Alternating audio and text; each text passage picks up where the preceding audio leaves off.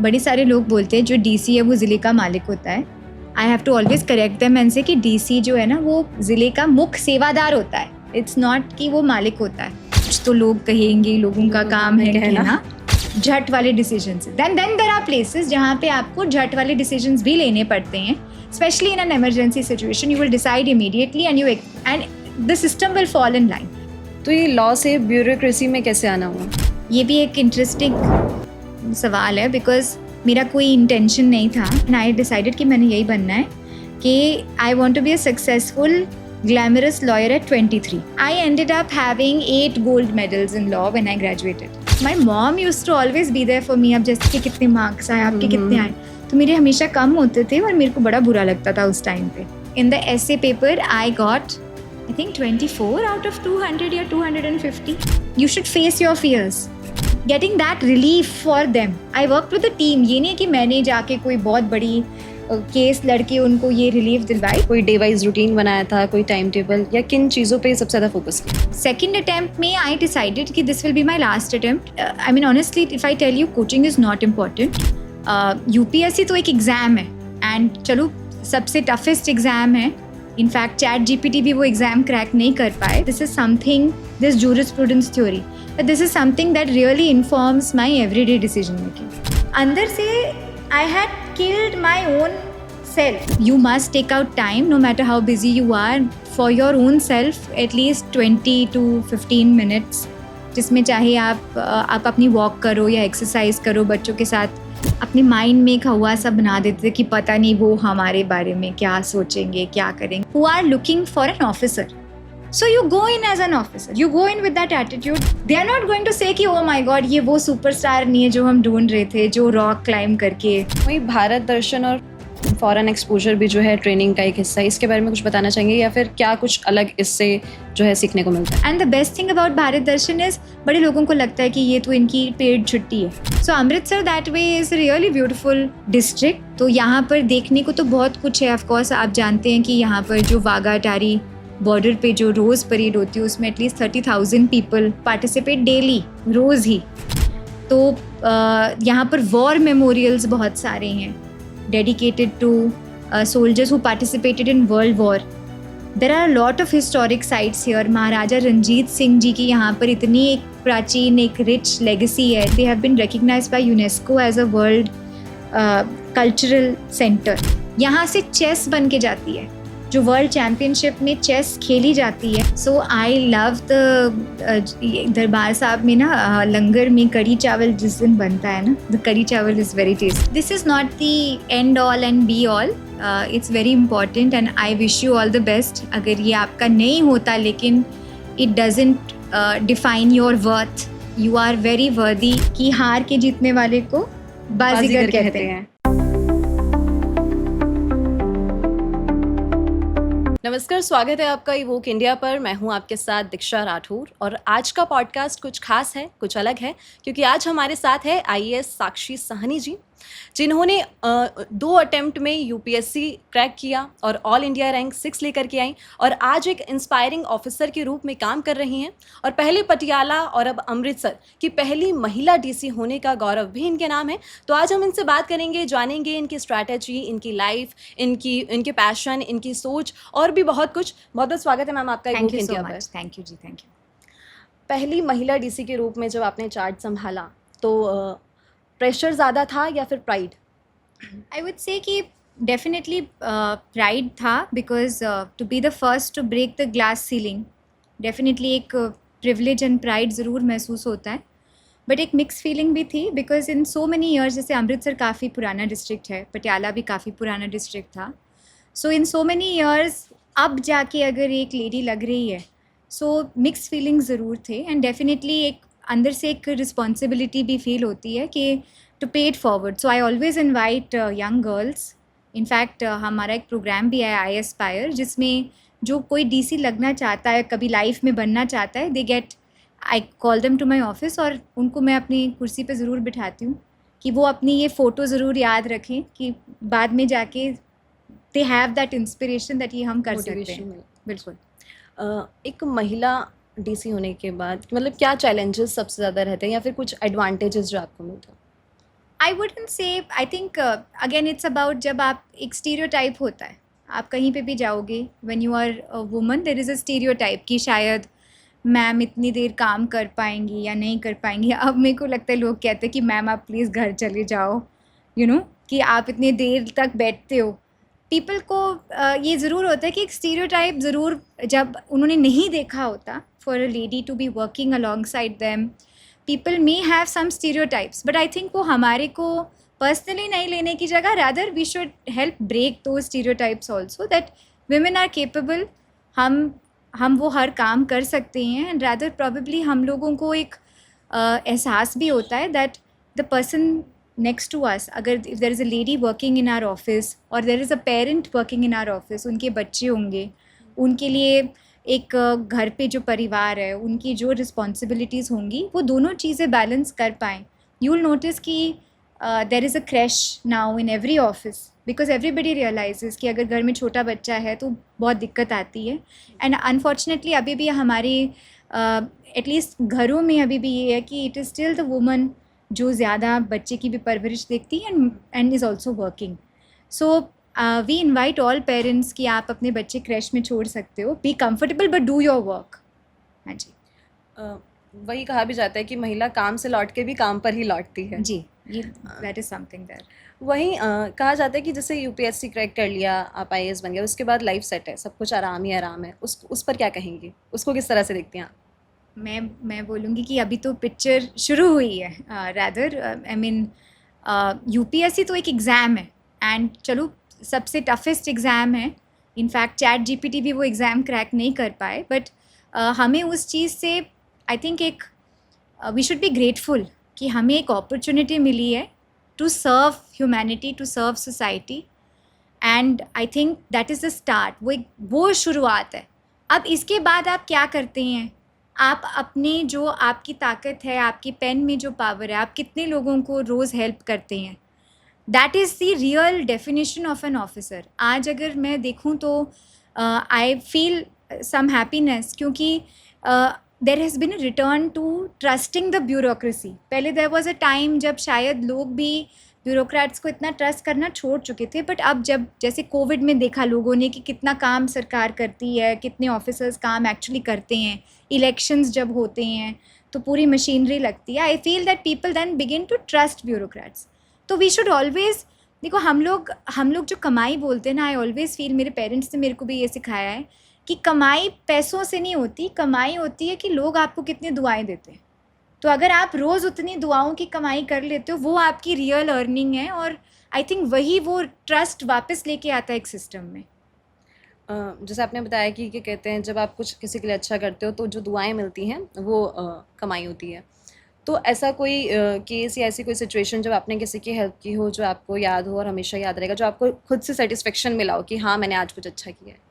I feel that I try to do it daily. मतलब मैं individual cases का तो I don't want to go into, because चलो मैं उसमें कोई बोस्ट भी नहीं करना चाहती. ये मेरा फ़र्ज़ है, मेरा काम है, and frankly to tell you I feel very grateful कि रोज़ हमारे दफ्तर में ऐसे कोई ना, देखो अगर कोई आपके सरकारी दफ्तर में पहुंच रहा है ना, उसको कहीं ना कहीं बहुत पीड़ा है.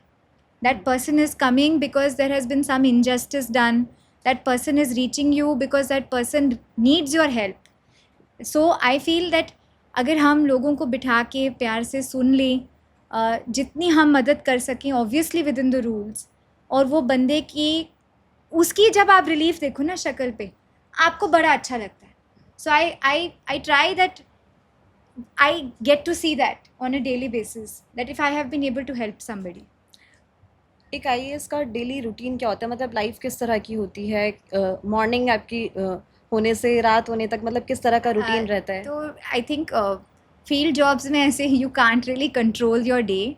कोई रूटीन नहीं हो पाता है फ्रैंकली स्पीकिंग, बिकॉज हम लोग जैसे अभी भी पीछे फ्लड सिचुएशन थी तो हम फ्लड्स में भी रिस्पॉन्स करते हैं. कोई ऐसे डेफिनेटिव टाइम या कोई शेड्यूल नहीं होता है, but definitely I will add कि you must take out time, no matter how busy you are, for your own self, at least 20 to 15 minutes, जिसमें चाहे आप अपनी वॉक करो या एक्सरसाइज करो, बच्चों के साथ कहीं जैसे yoga karo, whatever gives you happiness. I think in any job it is needed because it keeps you, it reminds you कि आप you know आपके अंदर जो strengths है वो आपको remind करता है उसके बारे में.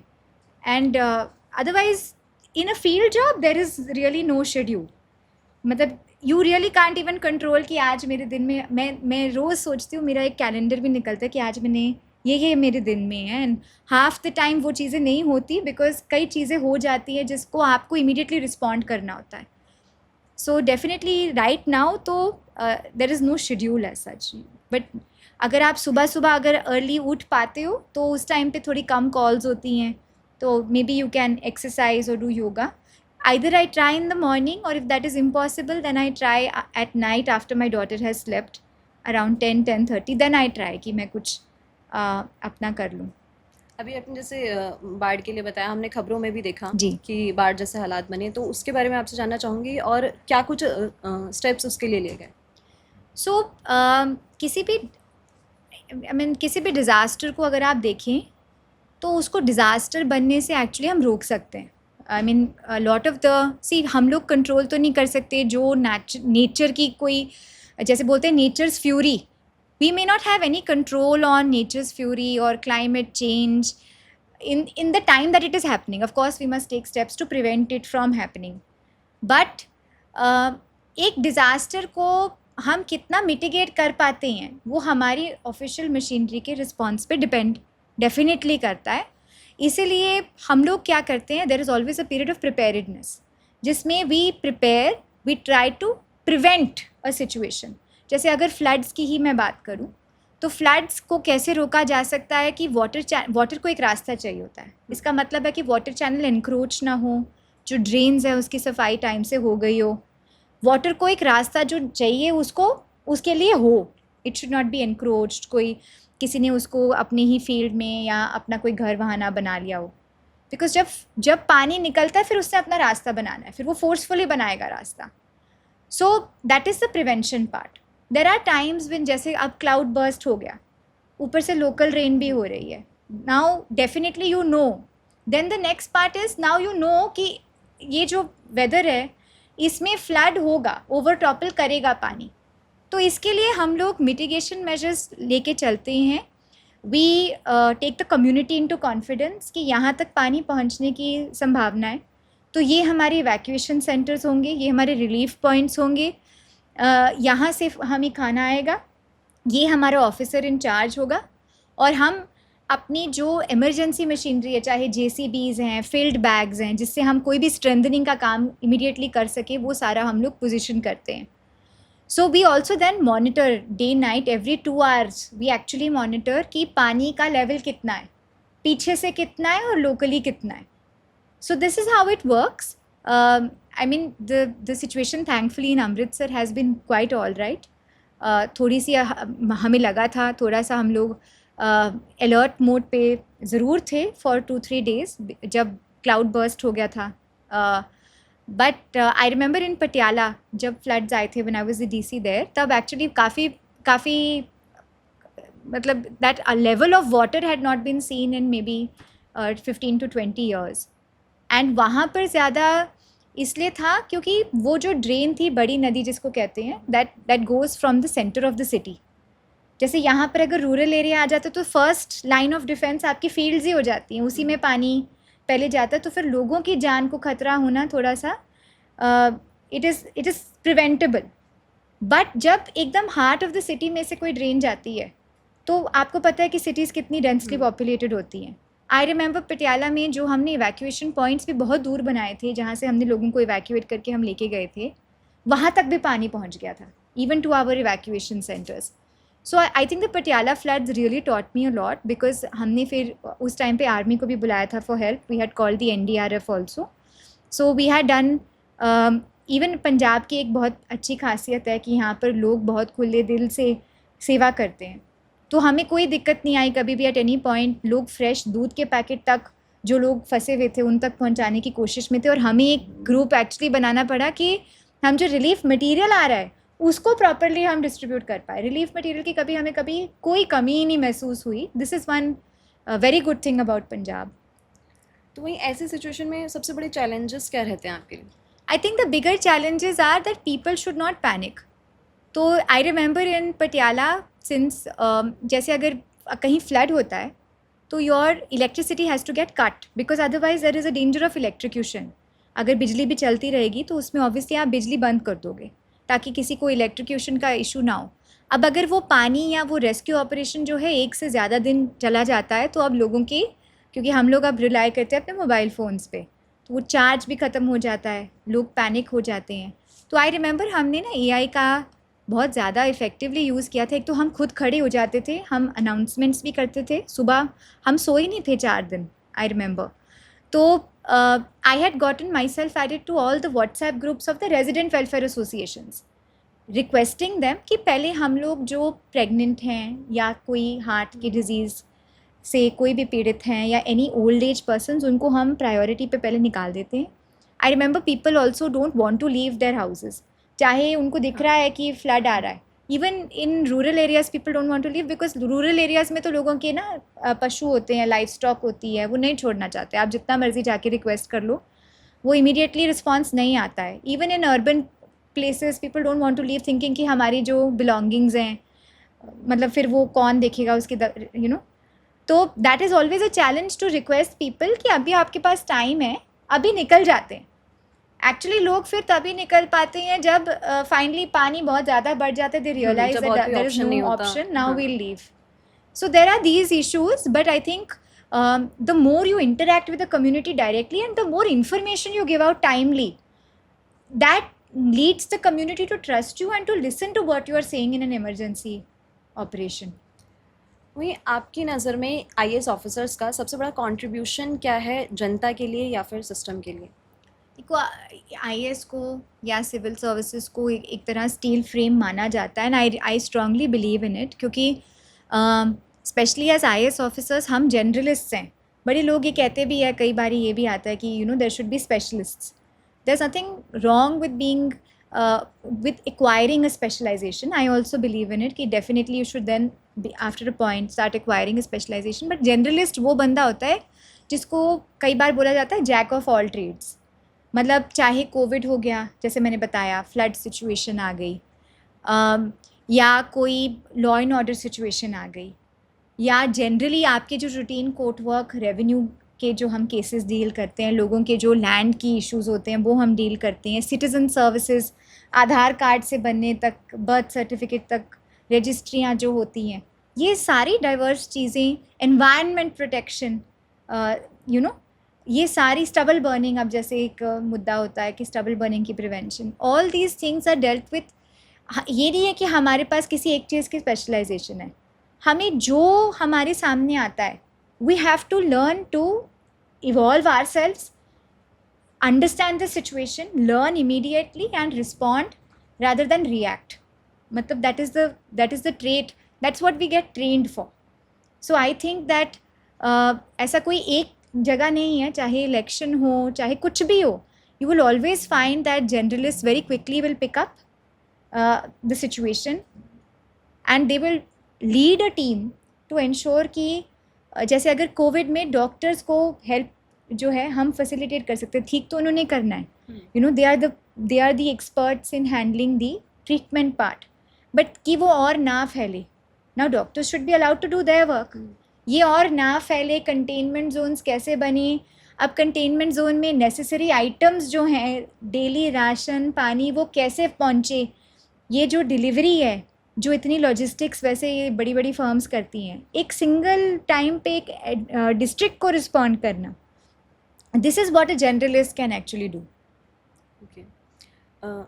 एक कहा जाता है कि सबकी नज़र में है कि हाँ IAS IPS के बाद बहुत सारी पावर होती है, लेकिन वो पावर होते हुए भी कभी आपको ऐसा लगा कि कहीं पे कुछ लाचार जैसा महसूस किया हो कि हाँ मतलब मुझे यहाँ पे कुछ करना चाहिए लेकिन मैं वो चीज़ नहीं कर सकती? I think like I said, with हमें एक तो power is there are two kinds of power. One is the power that when you are sitting on this seat, people will assume you automatically have. बड़े सारे लोग बोलते हैं जो DC है वो ज़िले का मालिक होता है. I have to always correct them and say कि DC जो है ना वो ज़िले का मुख्य सेवादार होता है. It's not कि वो मालिक होता है. इनफैक्ट आज की जो डे एंड एज है, there are lot of authorities, तो डीसी का एक मेन रोल होता है coordination. So many times you will find that even if something wants, you also want कि जल्दी हो. हम भी नई पीढ़ी से ही बिलोंग करते हैं, हमें भी वही इम्पेशंस कभी कभी होता है कि ये चीज़ हम इमीडिएटली करवा लें.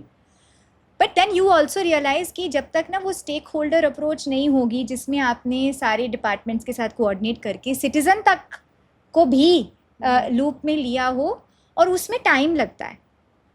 तो जब तक आपने वो ना किया हो, उसकी जो इंस्टीट्यूशनलाइजेशन है ना, वो इतनी स्ट्रॉन्ग नहीं होगी झट वाले डिसीजन से. देन देर आर प्लेसेस जहाँ पे आपको झट वाले डिसीजंस भी लेने पड़ते हैं. Specially in an emergency situation, you will decide immediately and the system will fall in line. That is that other power which is in emergency cases. So one is you lead by influence, which is you bring everybody together. अब जैसे इसका मैं आपको एक example देती हूँ on both sides. Ludhiana में I was DC Ludhiana also, so I went after Patiala.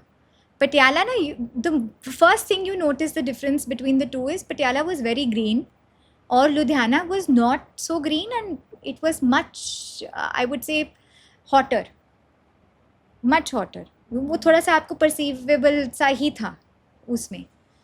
So I felt very passionately वहाँ पर environment sustainability पे मेरे को लगा कि हमें काम करना चाहिए. बिकॉज आपने भी देखा होगा, एक इंस्टाग्राम पे ही मैंने देखा था, वेयर somebody goes, एक लेन होती है, एक पेड़ होता है, वो अगर पेड़ के नीचे आप टेम्परेचर लो तो वो कम होता है, और अगर आप लेन में लो तो वो काफ़ी ज़्यादा होता है उससे. सो मैंने सोचा कि let's get a heat map made of Ludhiana. From that only I got the idea. वहाँ पर एक हमारा पंजाब रिमोट सेंसिंग सैटेलाइट है, they gave a heat map for Ludhiana, and I was really shock to find. और ये सिर्फ लुधियाना में ट्रूथ नहीं होगा, this is also for other cities. Any city in our country which has become like a urban jungle, जिसमें concrete जंगल है. तो वहाँ पे कुछ ऐसी रोड्स थी जहाँ पे सरफेस टेम्परेचर, जैसे रोड का temperature, not atmospheric temperature, I am talking about surface temperature, जो रोड भी रिफ्लेक्ट करती है ना, that was 80 degrees. That was too much. It meant कि वहाँ पर हमें ज़्यादा ट्री प्लांटेशन की ज़रूरत थी. जब ट्री प्लांटेशन फिर सीज़न आया तो हमने टारगेटेड मैनर में उन जगहों पे ट्री प्लांटेशन शुरू की. बट अनफॉर्चुनेटली I mean, चलो whichever way to say, I was not able to see the end of that project because मेरी बीच में ट्रांसफ़र हो गया. I came to Amritsar. What happens is that even with your best intentions and the intentions of the institution, I also realized कि अगर मैंने इसको थोड़ा सा और इंस्टीट्यूशनलाइज किया होता तो वो आज भी चल रहा होता, वहाँ पर कोई मॉनिटरिंग हो जाती. अब वहाँ पे क्योंकि लोग चेंज हो गए, टीम्स भी चेंज हो गई, ये कहीं ना कहीं इनकम्प्लीट रह गया. Now this time what I have done, this is a learning for me also. This time what I have done for Amritsar, I have done the same thing. I got a heat map made, but this time it is कि we are involving more of our community. कि at least community के साथ अगर हम ज़्यादा इसको करते हैं ना, तो चाहे इंस्टीट्यूशनल मेमोरी में आपका टीम चेंज भी हो जाए, वो इंस्टीट्यूशनल मेमोरी का हिस्सा रह जाएगा. बिकॉज कोई ना कोई कम्युनिटी इधर हमेशा रीच आउट करती रहेगी कि हमने ये शुरू किया था, यहाँ पर अब मेजरेबल ये चेंज आ गया, अब हम इसको कंटिन्यू करना चाहते हैं. मतलब जो कमी वहाँ पे रह गई उससे सीख के भी यहाँ पे वो चीज़ ना हो, उसके लिए प्लानिंग की. ठीक है. आपने भी बताया कि आपने कभी कभी सिचुएशन ऐसी होती है इमरजेंसी में कि झट से डिसीजन लेने पड़ते हैं, तो उस टाइम दिमाग में क्या थॉट रहता है? प्रेशर ज़्यादा होता है, किन चीज़ों को ज़्यादा प्रायोरिटाइज किया जाता है? I think the most important thing in any decision making process is the fairness of that decision. If you can see, and most importantly कि किसी की जान या माल को नुकसान ना हो, that is your priority. उसके लिए जो decision लेना पड़े is a right decision. मतलब that nobody should be facing any kind of life issues to their life, their health, their safety. That is the first kind of decision that is in everybody's interest. A fair decision जिसमें I have done law. तो many times ये चाहे झट से ना भी हो decision, many times in the decision making process हमें ना एक लॉ में हमें एक थ्योरी ऑफ जूरिस्प्रूडेंस पढ़ाई थी. रॉल्स हैं एक, उनका बड़ा स्मॉल सा मैं आपको बता देती हूँ, because I still use this theory every day. So suppose Rawls की थ्योरी ये है कि सपोज गॉड ने एक बोर्ड रूम में हम सबको बुलाया, जितने भी लोग हैं हम, और आप कुछ करते हो, मैं कुछ और प्रोफेशन में हूँ, कोई लड़का बैठा होगा, कोई पर्सन्स विद डिसेबिलिटी होंगे, शायद कोई ट्रांसजेंडर भी बैठे होंगे। अब इन सबको बुलाया जाता है और अब बोलते हैं, भगवान हमें बोलते हैं कि अब आप एक न्यू वर्ल्ड की आप रचना करो, उसके लिए रूल्स बनाओ। लेकिन इसमें ये कैच है कि अगर आज आप एक लेडी हो तो ये ज़रूरी नहीं है कि कल आप उस दुनिया में एक लेडी पैदा होगे। अगर आज आप एक मेल हो तो ज़रूरी नहीं है कि आप मेल पैदा होगे, आप लेडी पैदा हो सकते हो। अगर आप आज full bodied, fully ably bodied person हो, ज़रूरी नहीं है कि आप पर्सन विद डिसेबिलिटी भी पैदा हो सकते हो। अब इस दुनिया के आप रूल्स बनाओ।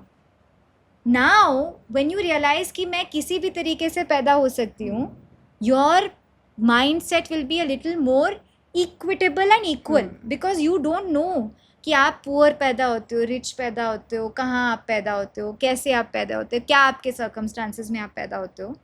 So you will make a much more equal access kind of world, a more equal world.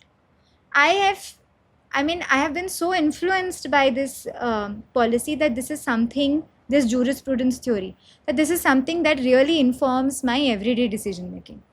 कि कुछ ऐसा करो जिसमें सारे लोगों को लगे कि ये हमारे लिए फेयर है, it's not favouring any one person. तो ये लॉ से ब्यूरोक्रेसी में कैसे आना हुआ? तो एक्चुअली ये भी एक इंटरेस्टिंग सवाल है, बिकॉज मेरा कोई इंटेंशन नहीं था to be a bureaucrat. In fact मेरे फादर रेवेन्यू सर्विस में थे और हर 3 साल बाद हमारा ट्रांसफ़र होता, तो मतलब we also had to move with my dad and I was not at all keen. In fact मैं काफ़ी किताबें पढ़ती थी, तो उस टाइम पे सिडनी शेल्डन की किताबें आती थी, तो उससे मैंने एक लाइन पढ़ी थी एंड आई डिसाइडेड कि मैंने यही बनना है कि I want to be a successful glamorous lawyer at 23। That became my end goal कि मैंने तो यही बनना है, I want to be a successful glamorous lawyer at 23। Glamorous तो चलो पता नहीं बने ना बने, बट सक्सेसफुल लॉयर एट 23 ज़रूर बन जाए हम। And I really like law. in fact, I remember, I mean, being the second child, my sister was very brilliant in school throughout. I was the kid जिसकी थोड़ी कम expectation होती थी parents को भी कि चलो हमारा बच्चा चलो पास हो जाता है, बढ़िया है, ठीक है खुश है, हाँ ज़्यादा एक्सपेक्टेशंस नहीं थी। My sister used to be a topper, I used to work, but जो मेरे मार्क्स आ गए everybody was okay with it कि ठीक है। मतलब ये सिर्फ मिथ है कि हाँ जो स्कूल में ज़्यादा अच्छा परफॉर्म नहीं करते, it is a myth only. तो and I used to struggle with a lot of concepts. My mom used to always be there for me. अब जैसे कजन्स में आपको पता ही है कि हर एक पूछते ना, बेटा आपके कितने मार्क्स आए, आपके कितने आए, तो मेरे हमेशा कम होते थे और मेरे को बड़ा बुरा लगता था उस टाइम पे। तो my mom used to be there for me. So मेरा इतना कोई ये नहीं था that I didn't work, it was just कि I would not see the same kind of result at all. तो आई हैड डिसाइडेड कि मैंने लॉ करना है after reading all these books and I mean, that's the beauty of it. If you love what you do really well at it. I ended up having 8 gold medals in law when I graduated. But what ended up happening, the irony of life, I went to Nalsar University of Law, Hyderabad. हमारा 5 years का integrated law course होता है, तो उसमें 12th के बाद only you do BA LLB. So every year you have to do 2 internships. Every semester you do 1 internship. तो मैंने हर जगह internship करके देख ली, पर मेरे को सबसे जो लाइक आई सेड ना कि आपको क्या सेटिस्फैक्शन अंदर से आई, मेरे को सबसे ज़्यादा सेटिस्फैक्शन तब आई, हमारा एक लीगल एड क्लिनिक शुरू हुआ था कॉलेज से, where we were to help, जो आपने कभी उस टाइम पे पढ़ा होगा शायद, I am not sure, self help groups की जो विमेन थी उनको माइक्रो क्रेडिट फाइनेंसिंग होती थी, लेकिन जो उस लोन को रीपेमेंट का सिस्टम था या कलेक्शन का सिस्टम था, उसको लेके काफ़ी विवाद खड़ा हो गया था कि शायद बट जिस तरीके से उनको हैरेस किया जाता था for the purpose of collection of the loan, उससे these ladies were not able to really succeed at what they had originally started off as to become entrepreneurs. तो ऐसे लोगों को हमें उस लीगल एड क्लिनिक में हेल्प करना होता था, and I found so much satisfaction in getting that getting that relief for them. I worked with a team. ये नहीं है कि मैंने जाके कोई बहुत बड़ी केस लड़के उनको ये रिलीफ दिलवाई. Not like that. We did all the work preparation, उनका सारा research documentation, and I found that this is something that is somehow giving me a lot of satisfaction. I really thought about it and I thought देखो एक बंदा वकील के पास या court में तब पहुंचता है जब उसके पास सारे ऑप्शंस ख़त्म हो चुके होते हैं. Because it's expensive, you have to Pay करना hire a पड़ेगा lawyer, इसको, हाँ. it might take some time. तो मैं उस स्टेज पे तक क्यों वेट करूं अगर मैं ये पहले ही कर लूं. If I can come in at a stage in their life where I am preventing them from having to use this option of a court of law, can I not come in at that stage? That is when I started again thinking about the civil service exam, जो मैंने पहले एक बारी छोड़ दिया था totally. And I wrote my first attempt, you were saying, with my 5th year. मैंने अपना UPSC first attempt 5th year के साथ साथ दिया, and then of course I didn't clear it, and then I cleared it in my second attempt. आपकी UPSC preparation के बारे में मैं जानना चाहूँगी कि किस तरह से प्रिपरेशन की, सेल्फ स्टडी की थी या कोई कोचिंग इंस्टीट्यूट्स या कोई डे वाइज रूटीन बनाया था, कोई टाइम टेबल, या किन चीज़ों पे सबसे ज़्यादा फोकस किया? So my first attempt, like I said, मैंने 5th year के साथ ही first attempt दी थी. So that attempt I did without any coaching, obviously, but मेरा in fact mains भी हो गया, interview भी हो गया, but I didn't clear it.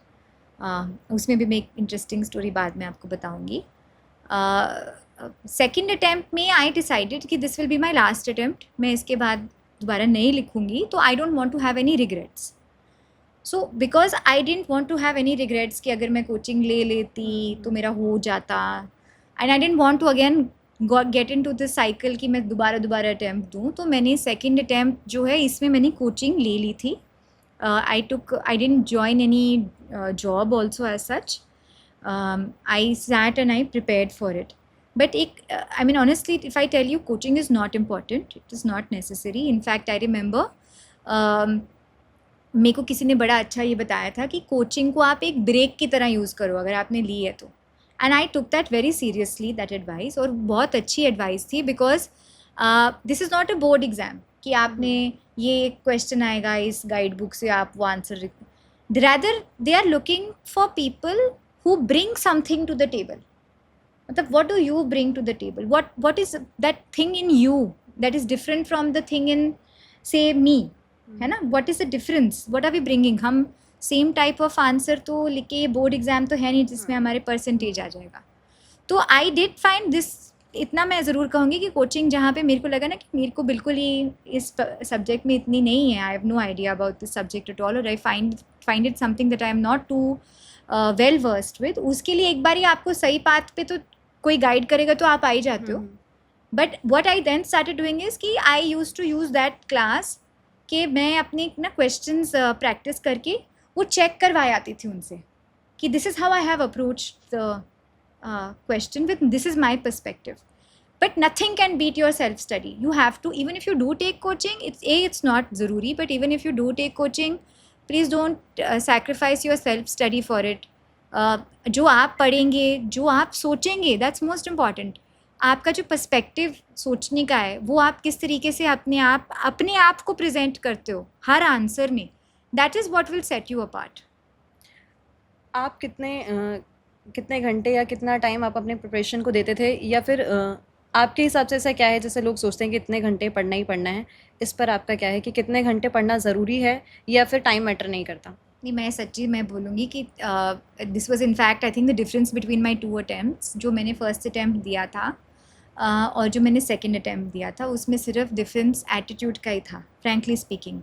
In the first attempt I gave it as though मेरी बस यही है ज़िंदगी में, which is not a bad thing. But मैंने फिर जो चीज़ें मैं करती थी naturally, like I like to read और I like to watch a movie और आई लाइक टू वॉक और आई लाइक टू एक्सरसाइज, मैंने सब छोड़ दिया कि ये मैं त्याग देती हूँ और मैं सिर्फ अपनी किताब के साथ बैठ जाती हूँ. मैं कंघी भी नहीं करती, मैं बस ऐसे बैठ के बस पढ़ी जाऊँ. या विच, सो ऑनेस्टली स्पीकिंग, जिस बंदे ने मेरे को देखा after my first attempt they said we don't recognise you. Not कि चलो आप थोड़ा गेन वेट कर लेते हो, वो बात नहीं थी, वो तो चलो हो ही जाता है जब आप बिल्कुल हिलते नहीं हो. बट बिकॉज अंदर से I had killed my own self. Killed is a strong word but you are getting my point कि मतलब आपने वो चीज़ें छोड़ ही दी टोटली जो आपको जो पसंद आपको थी। बनाती है आप. हम्म. मतलब things that make you you. I became like this, you know, not me, very non lively मतलब काइंड ऑफ सारी चीजें छोड़ पर्सन. के बस पढ़ाई पढ़ाई पढ़ाई पूरा दिन, बाकी इट और इज कुछ नॉट भी एन चीज़ें नहीं attitude. That's what I said. ये कोई बोर्ड एग्जाम तो है नहीं. हम्म. मैंने सेकंड अटेम्प्ट यही दिया था कि, and this is again something I believe in life, कि nothing should diminish the good things from you. They should add to you. They should add good things to you but they should not take away any good things from you. तो अगर मैं exercise करती थी तो मेरे को तो अभी भी करना चाहिए. अगर मैं मूवी देखने जाती थी तो मेरे को अभी भी फ्राइडे अगर कोई मूवी लग रही है तो मेरे को देखनी चाहिए.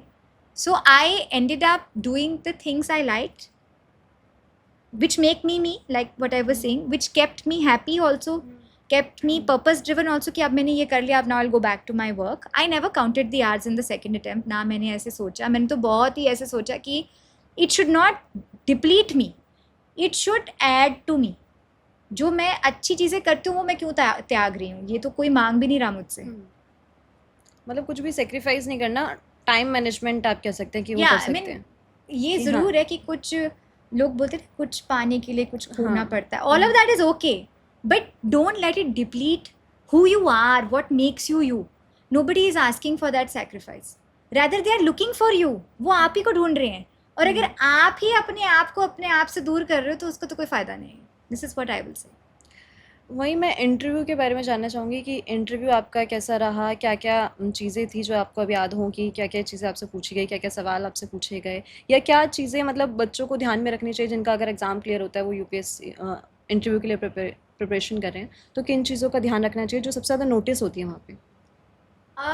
आई विल से कि देखो, the people who are interviewing you, they are, you know, people, they are humans. एक तो एक हम अपने माइंड में एक हवा सा बना देते थे कि पता नहीं वो हमारे बारे में क्या सोचेंगे, क्या करेंगे. They are good citizens of this country who are looking for an officer, honestly. So you go in as an officer, you go in with that attitude that I have in me what it takes. That is why I am giving this परीक्षा ना, इसलिए तो मैं इतना बड़ा exam लिख रही हूँ या मैं इस स्टेज तक पहुँच रही हूँ. So you go in as an officer, you will definitely come out as an officer. I have always believed it.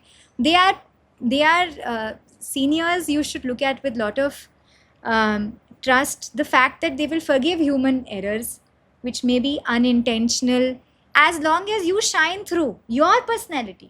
बड़े सारे लोग हैं ना जो इसमें कॉमन एप्लीकेशन या डिटेल्ड एप्लीकेशन फॉर्म आता है जिसमें हॉबीज़ पूछेंगे तो पता नहीं, you know, rock climbing.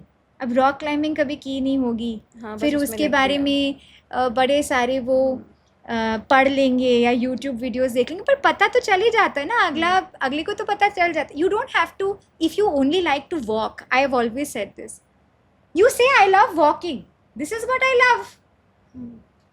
They are not going to say कि oh my god ये वो सुपरस्टार नहीं है जो हम ढूंढ रहे थे जो रॉक क्लाइंब करके, you know. They are humans who are looking for an officer, who are seniors.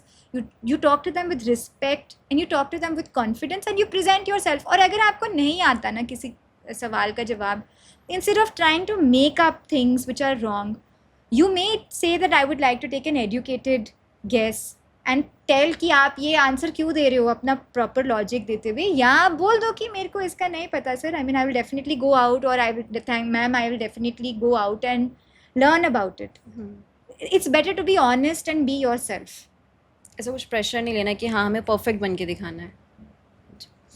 वहीं आपका इंटरव्यू क्लियर होने से लेके जॉइनिंग तक, आपकी जो फर्स्ट पोस्टिंग हुई तब वहाँ से लेके वहाँ तक का क्या सफ़र था, स्टेप बाय स्टेप क्या क्या प्रोसेस रहा, इन डेप्थ में वो जानना चाहूँगी.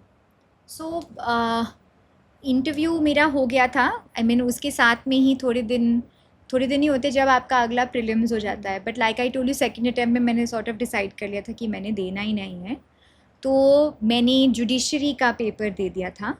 So the day that my result came, I had cleared the prelims of Delhi Judicial Service also. So uh, and the day my result came, I was in fact unfortunately my grandmother, she was hospitalized and admitted in hospital. तो मुझे नहीं पता था कि इस दिन result आना है, and she was diagnosed with cancer. So it was not a very, I would say, happy day. Of course she was very happy when she came to know, जब वो बाहर आए ऑपरेशन थिएटर से तो पता चला कि not only have we cleared but also got rank 6. तो वो बहुत खुश थी. लेकिन आपको ना उसी टाइम पे एक हम्बलिंग सा एक्सपीरियंस होता है कि अगर ये नहीं भी हुआ होता, यहाँ पे कोई इंसान लाइफ एंड डेथ के लिए लड़ रहा है, and still she is happy for, that is the first thing she is happy about, you know. So it was a very humbling kind of experience. I mean, we were just glad that उनका surgery अच्छे से हो पाया. And most of the time before joining went into taking care of my grandmother only. And when we went, it was of course 1st September. जब हमारा foundation course होता है, academy में होता है, तो हर जगह से लोग आए हुए होते हैं और आपका प्रॉपर हेल्थ पैरामीटर्स पहले मैप होते हैं. आपको भी लगता है पता नहीं क्या होने वाला है यहाँ पर. एंड देन इसमें ब्यूटी ये होती है आपके फाउंडेशन कोर्स की कि जितने लोगों ने अलग अलग सर्विसेज में क्लियर किया हो वो सारे वहाँ होते हैं. एंड वो अलग अलग पर्सनैलिटीज़ उनकी होती हैं, अलग अलग जगहों से होते हैं, अलग अलग उनके बैकग्राउंड्स होते हैं, अलग अलग उन्होंने पढ़ाई की हुई होती है. So you suddenly meet so many people who have cleared this exam and you realize that this exam is such a huge level playing field. मतलब इट्स नॉट कि अगर आपने ये चीज़ पढ़ी हो या आप इधर से हों या आपका background, then you will clear. You will find that there are doctors, engineers, graduates, everything. मतलब all kinds of educational and economic backgrounds have cleared and there is so much peer learning. आप एक दूसरे से इतना कुछ सीखते हो. और training is a very nice part because after foundation course आपके जो ये फ्रेंड्स बने होते हैं ना, लाइफ लॉन्ग ही एक तरह बन जाते हैं ये connections. All the services go to the respective academy. सो हम लोग वहीं पे रह जाते हैं LBSNA मसूरी में, लाल बहादुर शास्त्री अकेडमी में. और फिर हमारा जो हमारा ट्रेनिंग होता है ना, देखो, now you've come from a separate background, I have come from a different background. I may know nothing about economics, you may know nothing about law, somebody may know nothing about statistics. Now we all have to come on one page. तो वो इस तरीके से designed होता है कि हम सबको हर एक चीज़ के बारे में पता हो. सेकेंडली, दे रिकग्नाइज कि हम सब में कोई क्वालिटीज़ थी because of which we were selected. तो वो क्वालिटी कैसे हम शार्पन करें. अभी मेरे को याद है हम लोगों को 5:55 AM पर नीचे पहुंचना होता था फॉर PT. सो उस टाइम पे तो we used to really hate it. We used to pray कि भैया बारिश थोड़ी हो जाए, कुछ किसी तरीके से कैंसिल हो जाए, बिकॉज वो पूरा नीचे तक भाग के जाना पड़ता था, फिर भाग के ऊपर आना पड़ता था, फिर ऊपर भाग के क्लास के लिए जाना पड़ता था. सो बट नाउ जब हम लोग मिड करियर ट्रेनिंग प्रोग्राम के लिए जाते हैं, मतलब बीच में जाते हैं, तब हम लोग खुश होकर वो चीज़ें करते हैं कि हाँ अब हम PT कर लेते हैं सुबह उठ के. So there is this huge change in the perspective and you get trained in your own leadership quality. ये नहीं है कि वो आप पे कोई स्टाइल इम्पोज कर रहे हैं. आप ही के जो गुड पॉइंट्स हैं उसको पॉलिश करके दूसरों को पीयर लर्निंग आप आपस में करवा के आपके जो फ्रेंडशिप्स एंड बॉन्ड्स बनते हैं. Even today I can call up somebody I may not have spoken to for many years and I know that they would help me with something. Maybe they are doing very good, है ना. ज़रूरी थोड़ी है कि हम हर चीज़ खुद try करें. हो सकता है कि मेरा कोई बैचमेट वहाँ पे बहुत अच्छा कोई काम she is doing on her own. अब वही चीज़ मैं अगर यहाँ लेना चाहूँ, it's just a phone call away. You just call that person, you get the best practice and you try to implement it here. तो it is a very good way to really learn. कहते हैं foundation course जो होता है वो बिल्कुल life changing होता है. तो वो आपके लिए किस तरह से मेमोरेबल रहा, या कोई ऐसी मेमोरी जो आपको अभी तक याद हो? मुझे याद है कि हम लोग हम सब लोग ट्रैक पे जाते हैं where you have to basically do everything on your own only ना. जैसे आप 10 दिन आप लोग चल रहे हो, उसमें जो टीम बिल्डिंग होती है ना, अलग अलग लोगों से you have to take decisions as a group कि हम आज इधर हॉल्ट करेंगे या हम इधर जाएंगे. हमें एक दूसरे का सहारा भी बनना होता है. हो सकता है कोई बीमार हो, पीछे छूट रहा हो. कुछ लोग आपको मिलेंगे जो बस पहुंचना चाहते हैं, कुछ लोग मिलेंगे जो धीरे से फ़ोटो खींचते खींचते जाना चाहते हैं, कुछ लोग होंगे जो बड़ी एफ़र्ट मार के, क्योंकि ये कंपल्सरी एक्सरसाइज है, तो बड़ी एफ़र्ट से वो बेचारे पीछे पीछे आराम से तुरे आ रहे हैं, मतलब चल के आ रहे हैं. Now, how does this group function together? That is essentially what is life. Now, everybody has different personalities, but you work together. I think that has been my biggest learning. That even if we don't know each other, because आप completely, it's not कि आप जानते हो ना कौन से आप बचपन से किसी को जानते हो, नहीं, आप लोग अभी मिले हो, अभी आप लोग ट्रैक पे जा रहे हो. You learn to work together as a team in that. I think that trek is actually a very life-changing kind of thing. वही भारत दर्शन और फॉरेन एक्सपोजर भी जो है ट्रेनिंग का एक हिस्सा है, इसके बारे में कुछ बताना चाहेंगे या फिर क्या कुछ अलग इससे जो है सीखने को मिलता है? आई थिंक बहुत अच्छे एक्सपीरियंसेस हमारे लिए थे भारत दर्शन में भी. लाइक आई सेड, एक तो आपका ग्रुप चेंज हो जाता है, they keep trying to rotate you so that you are able to be with any group and work as a team. And the best thing about Bharat Darshan is, बड़े लोगों को लगता है कि ये तो इनकी पेड छुट्टी है. एक्चुअली ये नहीं होता. हमें right from army attachment to naval attachment, air force, ये एजेंसीज़ क्या करती हैं, हर एक स्टेट की बेस्ट प्रैक्टिसेस क्या है और क्यों है, हर एक स्टेट में क्या सिस्टम है और वो वहाँ पर सक्सेसफुल क्यों हो रहा है. हो सकता है कुछ चीज़ फेल हो गई, तो डिस्पाइट बेस्ट एफर्ट्स वो चीज़ क्यों फेल हुई, ये हमें हैंड्स ऑन एक तरह एक्सपीरियंस मिलता है. मतलब इफ़ फॉर एग्ज़ाम्पल अगर हम यहीं बैठे हों, एक फ़ाइल हमारे पास आए और उसमें पता चलता है कि जो I am just giving an example कि अगर कोई चीज़ सियाचिन ग्लेशियर जा रही है, मतलब एक तेल का छोटा सा बक्सा अगर सियाचिन ग्लेशियर जा रहा है तो उसके 30,000 लग रहे हैं. यू विल बी लाइक, भैया क्यों लग रहे हैं, एक छोटा सा तेल का डब्बा 30,000. When you actually go there and you see that ये इधर तो पहुंचने का कोई रास्ता नहीं है, प्रोसेस पूरा इसका process. Now you realise, now you are able to apply your self and say कि ओके दिस इज़ वाई. मतलब that poor soldier over there, उसको ये डब्बा पहुंचने में इतना टाइम लग रहा है, क्यों लग रहा है, कैसे लग रहा है.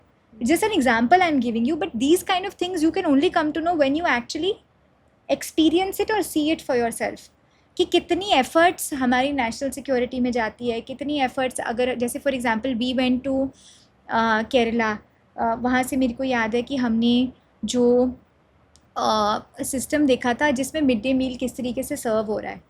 Now that was a learning for us. We had seen in a different state Anganwadis which have been made on BaLA model. तो जब वो बाला मॉडल में बनी है, BaLA means building as learning aid, कि उन्होंने पूरी बिल्डिंग ही ऐसे बना दी कि उससे बच्चों को सिखाते रहो. Now that has become popular everywhere. हम सब ने उस पर्सन का नंबर लिया होगा जब हम SDMs बने, जहाँ से हम सीख के आए थे, और हम सब ने वो इम्प्लीमेंट किया होगा. अब हमने क्यों किया, this is not our original idea, हमने कहीं देखा, सीखा, समझा और उसको इम्प्लीमेंट किया. So this is very important I think for an officer. आपकी पहली पोस्टिंग कहाँ पर हुई और फर्स्ट डे आपका कैसा रहा, क्या एक्सपीरियंस रहा? So my training happened at Muktsar. My first posting happened as STM Bathinda. STM Bathinda, I mean again, it was a very good experience because subdivision काफ़ी बड़ी है, उसमें हर एक तरह के इश्यूज़ थे. मैं पहली बारी जो डील भी कर रही थी, आई थिंक वहाँ पर भी ये स्टीरियोटाइप्स जो थे अबाउट विमेन, वेदर कितना टाइम ये यहाँ पे काम करेंगे, ये इश्यूज़ तो थे ही. But those also slowly you learn to break, you learn to lead a team. That was the first time I was leading a team individually ना, independently, where it mattered. तो बहुत अच्छा मेरा एक्सपीरियंस रहा. आई learn a lot from my team, जो हमारे साथ चाहे सीनियर असिस्टेंट्स हैं, सुपरिटेंडेंट है, बड़ा कम सा स्टाफ होता है STM ऑफिस में. ऊपर से आई वाज STM हेडक्वार्टर, तो जो भी प्रोटोकॉल का वर्क होता है वो जो हेडक्वार्टर के STM है वही देखते हैं.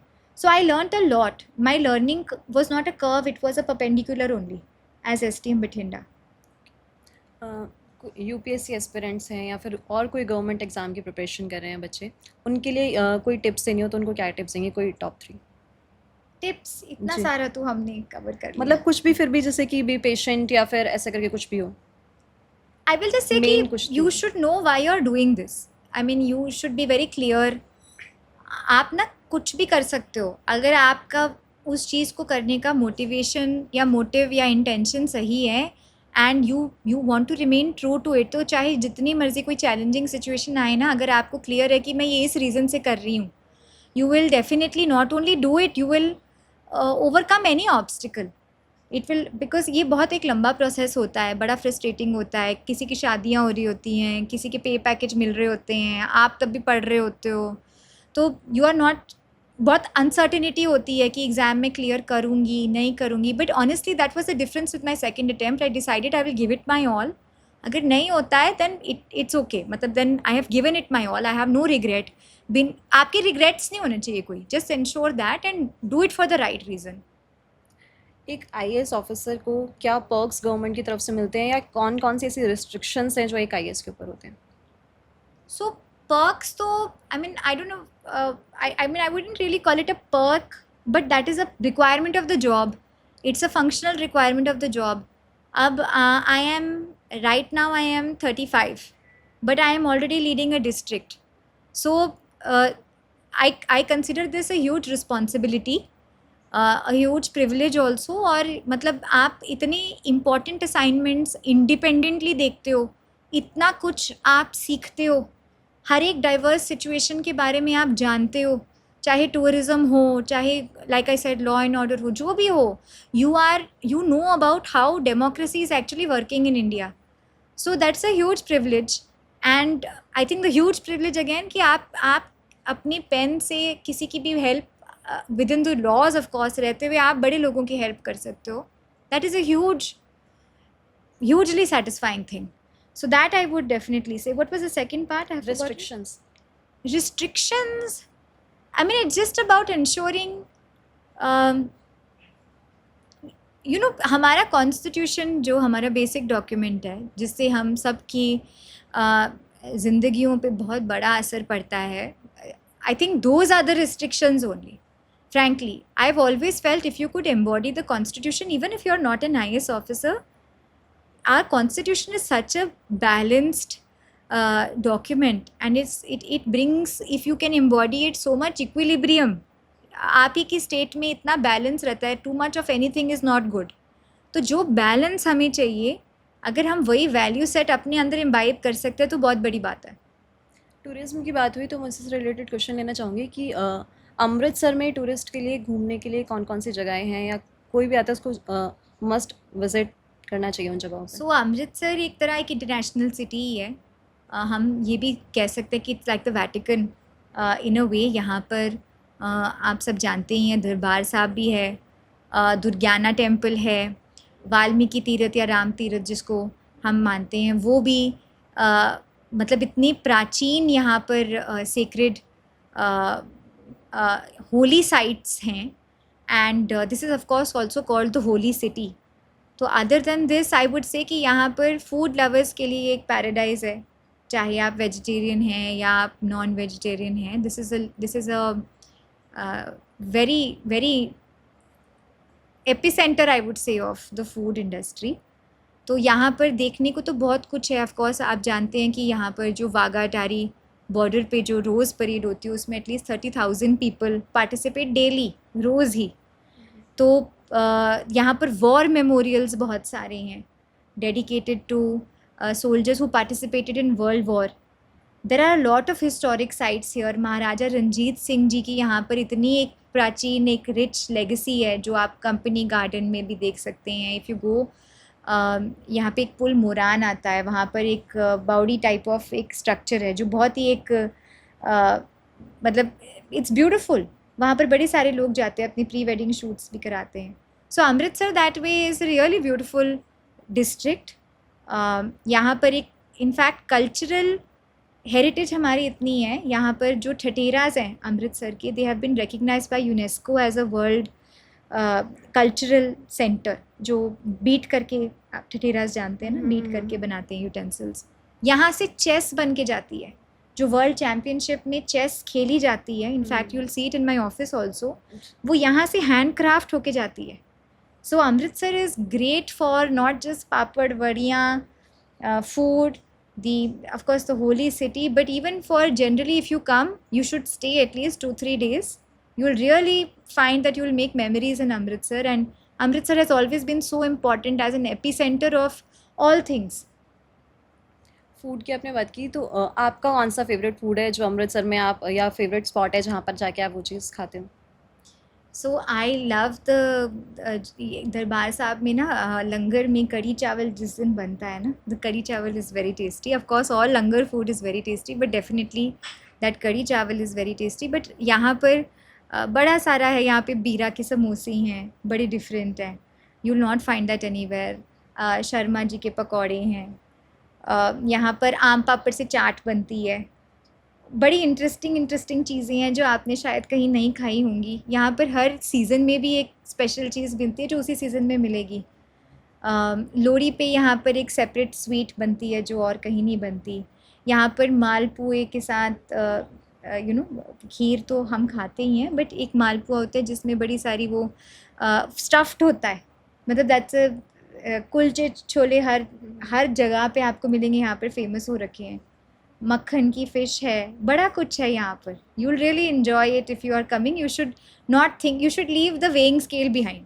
आप अगर ये सोच के आओगे कि भैया यहाँ पे अमृतसर का खाना लगता नहीं है, आप सोच के मत आना कि I will gain weight if I come here. वो आप अपनी वॉक शॉक में निकाल देना। यहाँ हेरिटेज वॉक्स भी काफ़ी चलती हैं, but you must come here and really experience the food. और आपका फेवरेट प्लेस जहाँ पे मतलब अपना आपका अगर कभी ऑफ हो तो जाना पसंद करते हो, या जहाँ पे जाके आपको पीस मिलता हो, बार बार उस जगह को विजिट करते हो? आई वुड से दरबार साहब ऑनेस्टली। ओके। आपने अमृतसर में फ्यूचर टाइकून चैलेंज नाम की एक पहल शुरू की थी, इसके बारे में मैं जानना चाहूँगी, और इसका अब तक क्या असर देखने को मिला? So Future Tycoons we actually started when I was in Patiala and I have tried to do it everywhere. This is my third district. So Future Tycoons, जैसे मैंने आपको रॉल्स की थ्योरी बताई थी, तो मेरा अप्रोच यही रहता है। आई थॉट जैसे आप सब लोगों ने शार्क टैंक ज़रूर देखा होगा, तो शार्क टैंक में budding ideas, innovations, entrepreneurs get a lot of एक तो लाइमलाइट, चाहे वो उस चीज़ को जीते ना जीते, उनको इतने लोग देख रहे होते कि कहीं ना कहीं उनका आइडिया जो है अगर किसी को अच्छा लगेगा then it will definitely succeed. So I thought कि ये इतना अच्छा एक प्लेटफॉर्म है, अगर हमने उन लोगों तक पहुंचाया ऐसा एक प्लेटफॉर्म जिनके पास शायद कोई फॉर्मल MBA ना हो, but they are already either doing their business और they have some great brilliant ideas, but they don't have कि कोई उनको आइडियाज़ को मॉनेटरली सपोर्ट कर दे, या कोई नेटवर्किंग उनके पास अपॉर्चुनिटीज़ ना हो। इसके लिए मैं स्पेशली सोचूंगी कि जो पर्सन्स विद डिसेबिलिटीज़ हैं, या जो हमारी विलेज में जो औरतें हैं जो छोटे छोटे समूह बना के ना सेल्फ हेल्प ग्रुप्स बना के काम करती हैं, वो बड़े अपने ब्रिलियंट आइडियाज़ भी लार्ज स्केल नहीं कर पाती because they are not able to find that access. I only wanted to be the bridge between these two worlds. So we came up with the Shark Tank for, you could say, rural India, where we decided कि 5 तरह की categories होंगी। एक तो open category होगी जिसमें जो लोग बिजनेस स्कूल्स में भी वो भी पार्टिसिपेट कर लें, but other than that students, specially बच्चे, they have great ideas frankly, women entrepreneurs, persons with disabilities, they have to participate. उनका कोई हमने एंट्री फेस या कुछ लेना नहीं। वी एंश्योर्ड, हमने बहुत ज़्यादा इसको प्रोपगेट करके हम लोगों को फॉरवर्ड लेके आए। We got many entries in each category, and फिर हमने इनका, जैसे मैंने बताया ना, एक जैसे हमारी ट्रेनिंग होती है वैसे हमने इनका एक क्रैश कोर्स कराया ताकि इनको बेसिक पता हो। अब आइडिया को पिच करना है, टू एक्सपेक्ट कि एक पर्सन सडनली अपना आइडिया पिच कर दे जिसने कभी इनक्यूबेटर भी नहीं देखा, कभी इतनी बड़ी ऑडियंस भी नहीं देखी, it would have been unfair. तो हमने 10 डेज़ का एक कोर्स टाइप कराया जिसमें हमने basics of marketing, finance, DPR कैसे बनता है, आइडिया पिच कैसे होता है, ये सारा कुछ हमने उनको बताया।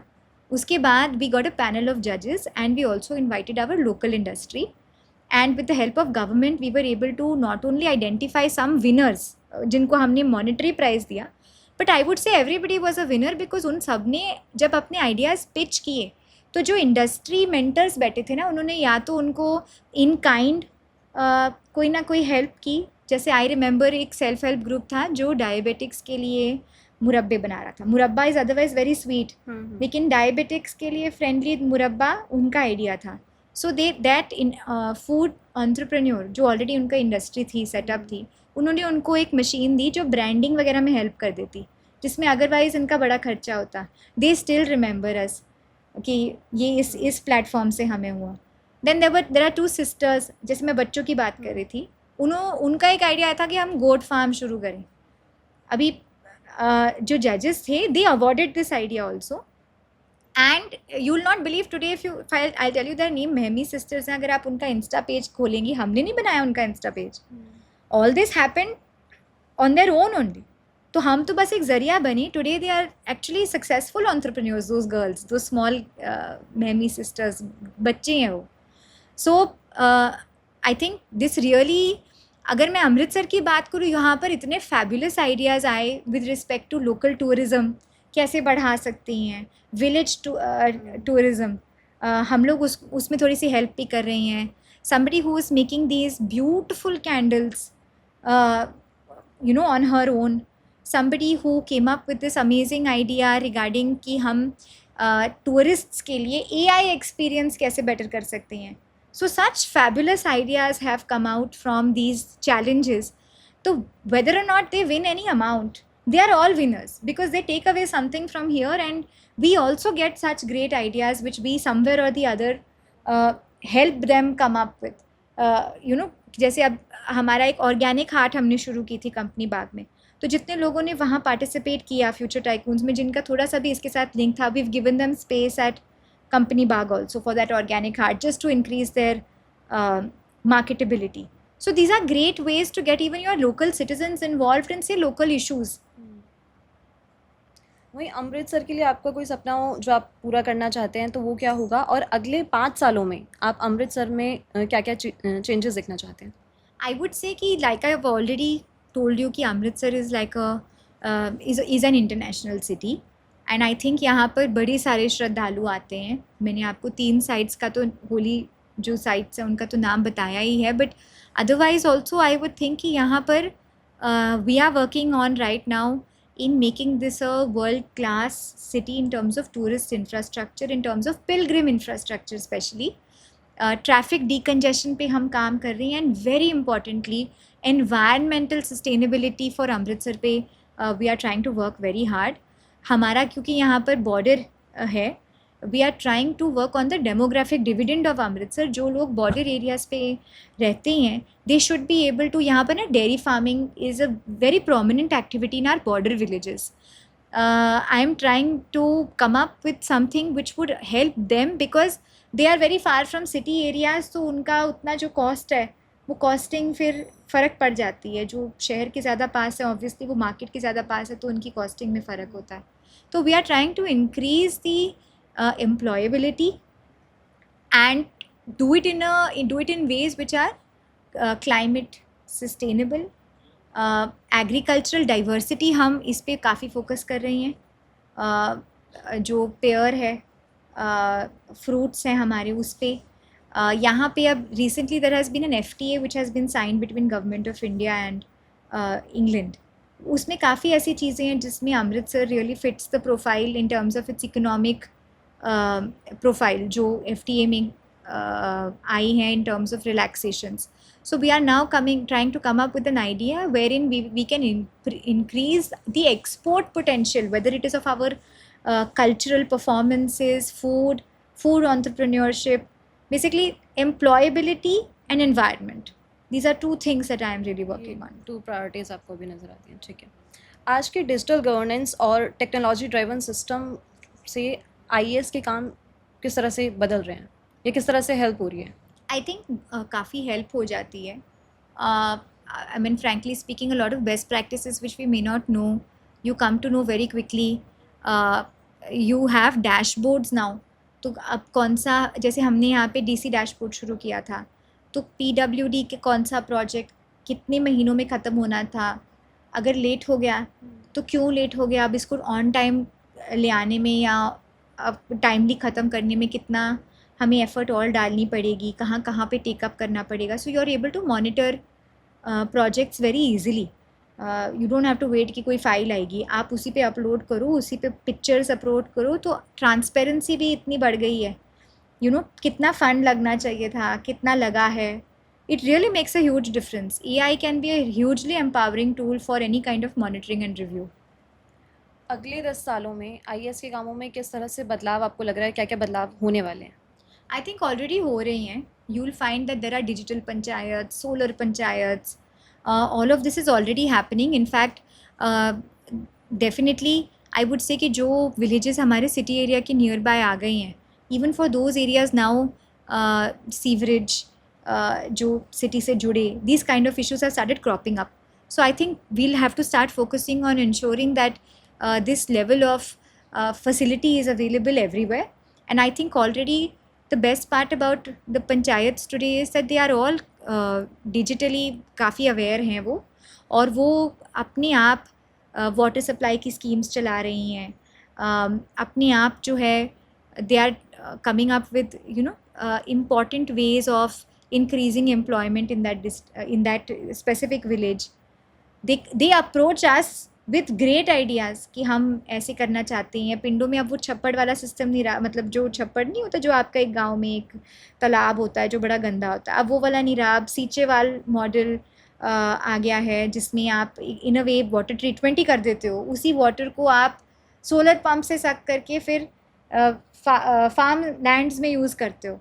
मतलब this kind of great scientific progress is already happening in our villages, and I think it will only increase even further.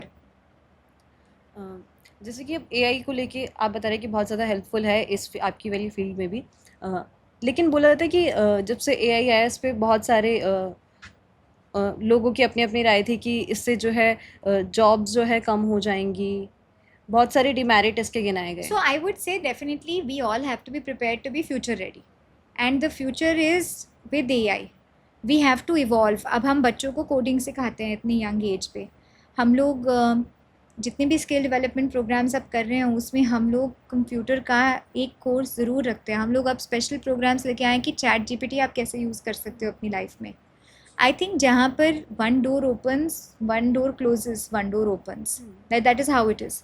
So we have to be future ready, and we have to future proof our generations, which means that we already start investing in ensuring that they are able to adapt quickly to changing techniques. जैसे हम भी I can't say कि मैं Excel नहीं use करूँगी. I have to know कि मैं Excel कैसे यूज़ करूँ, क्योंकि डेटा जो है उसका एनालिसिस बेस्ट उसमें होता है, फास्ट होता है. अब वो ज़माने गए जिसमें हम किसी को लगा सकते थे कि आप हमें करके दे. You got to do it on your own. हम लोग आधा टाइम तो अपने फ़ोन से ही काम करते हैं. So you have to keep evolving, and we should look at industries expansions which are future ready skill systems. वहीं आजकल के यूथ के पास दो ऑप्शन है कि या तो पढ़ाई करके स्टेबल करियर, या दूसरा है सोशल मीडिया, कंटेंट क्रिएट करना, वीडियोस बनाना, इन्फ्लुएंसर, मैं अगर सीधा शब्दों में कहूँ तो. इस पर आपकी क्या राय है, या आप क्या एडवाइस देना चाहेंगे यूथ को? सो आई थिंक कि आई वुड रादर से कि सिर्फ ये दो ऑप्शंस तो नहीं है. इनफैक्ट आई वुड से कि इस जनरेशन को इतना मौका है. जैसे I remember, even I am not from a very far remove generation, लेकिन इतने मौके तो हमारी जनरेशन में भी नहीं थे जितनी आज की जनरेशन के पास मौके हैं in terms of doing what you love. You should aim for excellence. अब हम इन्फ्लुएंसर को, I don't look at it as a bad thing frankly speaking. In fact चलो इन्फ्लुएंसर हम लोग इसको थोड़ा सा इसलिए करें क्योंकि आप रील्स वगैरह लोग बनाते हैं, बट आप खुद सोचो जब हम भी छोटे थे तो हम लोगों को कोई ना कोई रोल मॉडल तो था ही ना, जो आपके पेरेंट्स बोलते कि उसको देखो या इसको देखो. So those for also influencers. Rather if we can all be good influencers, it's a great thing. So I would say chase excellence by doing what you love. Whether it is sports, whether it is an artist, there is great scope in today's day and age to become anything you want. I would even say कि it's not only कि आप traditional पढ़ाई करो. Definitely अभी भी कुछ parents आपको ज़रूर ये बोलेंगे कि पढ़ाई अगर आप कर लेते तो आपके पास एक गुड बैकअप ऑप्शन हमेशा रहती है. That if you don't succeed in something, say sports, then if you done your proper studies, then you will definitely have a backup option. तो वो प्लान भी आपका हमेशा पढ़ाई से हमेशा बना रहता है. but don't be afraid to take risks. आपकी ऐसी एक जनरेशन है जो रिस्क लेके भी अगर कहीं पे वो चीज़ मीट विथ नहीं हुई तो you are having so many opportunities these days जो शायद हमें कभी थी नहीं, बिकॉज वर्ल्ड इतना ओपन हो चुका है, आप इतने कनेक्टेड हो चुके हो. something goes viral within 24 hours nowadays. So if you go viral for good things, it will always stay. School वाली साक्षी और अब आईएएस साक्षी, इस पूरे सफ़र में सबसे बड़ा चेंज आपको क्या दिखा अपने अंदर? या अभी अगर आप अपने यंगर सेल्फ को देखें तो उसको क्या एडवाइस देना चाहेंगे? I would just say कि I mean you should, again like I'm saying, कि just do what you love and believe in your instinct. बड़े लोग मिलेंगे जो नहीं बिलीव करते हैं आप में, जो है ही कि कुछ तो लोग कहेंगे, लोगों का लोगों काम में है कहना। कहना, बट अगेन उसमें ये भी है कि हार के जीतने वाले को बाजीगर कहते हैं. So although ये पहले भी था, but I would to definitely reach out to that Sakshi who was very scared कि मेरे इतने marks नहीं आए और मैं इतनी try कर रही हूँ पर मेरा नहीं हुआ. That things change, and if you find what you love, stick with it. Don't let the world tell you कि अगर आपके 90% आए तो आपको साइंस में ही जाना चाहिए, और अगर आपके 70% आए तो आपको कॉमर्स में जाना. ये सब नहीं है इस दुनिया में. डू वॉट यू लव, जो आपको सही लगता है, जो आपको पता है आपको सबसे ज़्यादा खुशी मिलेगी. I did law and I got 8 gold medals, and I am the same child who almost failed in Hindi and probably maths when I was in my 6th or 7th. So that's what I would have to say. ये तो कहा भी जाता है कि लड़कियों की maths weak होती है मोस्टली. ऐसा नहीं है. आप ऐसा एक्चुअली नहीं है. ये वही पर्सपेक्टिव है जिससे हम पहले से डर जाते हैं कदम लेने से पहले. ऐसा बिल्कुल नहीं है. Maths at the end of the day, I will tell you a very sweet thing. मेरी बेटी है, शी इज़ 5.5. तो she was telling me she is feeling scared of something, अंधेरे से या जो भी कुछ. आई सेड ऐसे नहीं होता, you should face your fears. ऐसे क्या होता है, लाइट ऑफ हो गई तो लाइट ऑन हो जाएगी, यहीं पे स्विच है. तो शी सर आपको कभी किसी चीज़ से डर नहीं लगा? तो आई टोल्ड हर नहीं, मेरे को लगता तो था पहले. I used to be scared of maths. तो she said you were scared of a book, आप एक किताब से डरते थे. एंड आई देन रियलाइज्ड कि at the end of the day it was a book.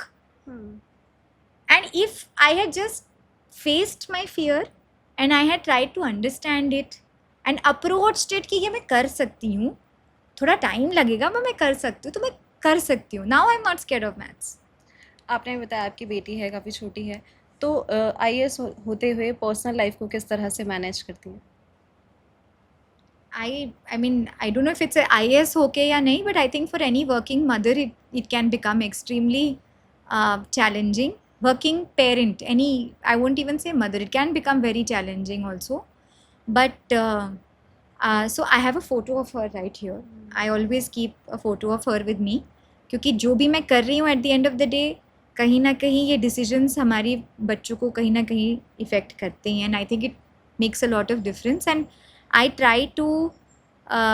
try to go home on time. Many times it's not possible. तो वहाँ पे आपके फैमिली का सपोर्ट बहुत ज़्यादा मैटर करता है. There have been many days, जैसे अभी ये एस्केलेशन हुई थी बिटवीन इंडिया एंड पाकिस्तान, या जब फ्लड्स हुए थे, मतलब there are many days जब आप नहीं घर भी नहीं जा पाते, आप सोते खुद नहीं हो और आपका बच्चा आपको नहीं देख पाता.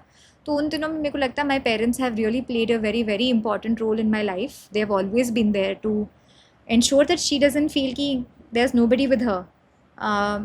But it's an everyday struggle which I feel कि अब थोड़ा सा maybe even she started to understand कि नहीं मम्मा है, but मम्मा को आज ऑफिस में ये ज़्यादा काम आ गया है. So she is very understanding and I'm very grateful that I have such an understanding toddler. वहीं अभी जैसे मैथ सब्जेक्ट्स की बात चल रही थी, मैथ्स और हिंदी की, तो मेरे दिमाग में क्वेश्चन आया कि नॉन इंग्लिश स्पीकर्स के लिए यूपीएससी क्रैक करना ज़्यादा टफ होता है कंपैरेटिवली इंग्लिश स्पीकर्स के? नहीं, ऐसा कुछ नहीं I है? can give this to you in writing. In fact मेरा जो फर्स्ट अटैम्प्ट था, like I told you कि मेरा इंटरव्यू तक भी हो गया था. एंड मेरा नहीं क्लियर हुआ उतना मेरे को बुरा नहीं लगा, पर मेरा क्यों नहीं क्लियर हुआ जब मेरे को पता लगा तब मेरे को ज़्यादा बुरा लगा. बिकॉज आप सोचिए मेरे सारे उस साल की जो रैंक 17 थे, she also had law. तो we had the same marks in everything, the same marks almost.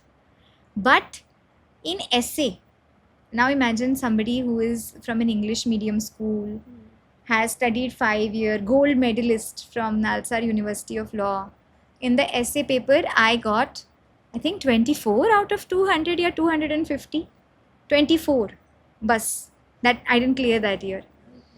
So it's not about your medium at all. Frankly, I'm telling you. I mean, it's, if you look at even like I said, the FC, there are people from all backgrounds, all mediums. It has nothing to do with medium. UPSC as an exam is a hugely level playing field. वो आपको हर उस क्षेत्र में test करती है, हर उस क्षेत्र में. आप उसमें अच्छे होगे, कुछ में बुरे होगे, ऐसा नहीं है. I don't think that it is only for कि कोई हिंदी मीडियम या किसी और मीडियम में किसी मतलब को. ये सिर्फ एक मिथ है. It's a huge myth. Okay.